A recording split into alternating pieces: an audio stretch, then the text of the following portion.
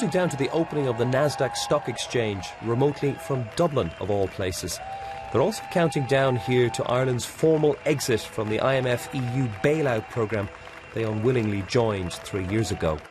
Welcome to Dublin, capital of Ireland. Welcome to Ireland, the new capital of the digital world. Tech is a vital part of the Irish economy, accounting for less than a tenth of the jobs, but 40% of the country's exports. When the Celtic Tiger collapsed, so did the retail and construction sectors, but the major dot-coms stayed. Tech giants like Facebook, Google and Twitter have their European headquarters here in Ireland. Of course they're here for the low tax rate, but they're also here for the talent. The challenge is keeping that talent in this country and not emigrating. And with emigration running at a jaw-dropping 1,000 young and mostly educated people every week, the long-term damage could be huge. Irish people really have never had a huge amount of faith in their country or in the British Empire, which ruled them before that.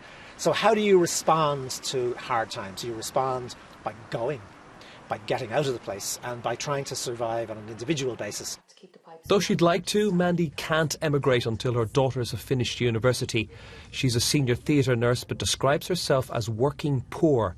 Her costs of living have risen while her pay has been slashed by a quarter. We shop in Aldi and Lidl and a little bit combined with Dunn's. We don't shop in Super Quinn. We don't go to the cinema anymore. And healthcare for us has been a biggie because we've had to drop the private cover. And when was the last time you had a holiday? 2 years ago. So how has the crisis affected Irish people famed for their fighting spirit? One world-famous Irish boxer thinks the ostentatious consumption of the Celtic Tiger hid some of the country's better attributes.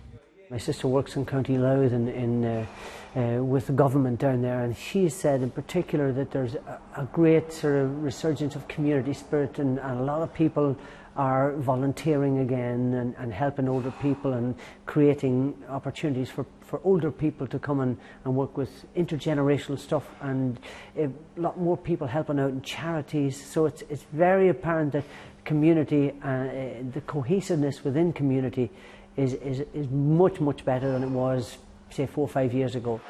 Ireland still has very high unemployment and the highest levels of personal and government debt in Europe.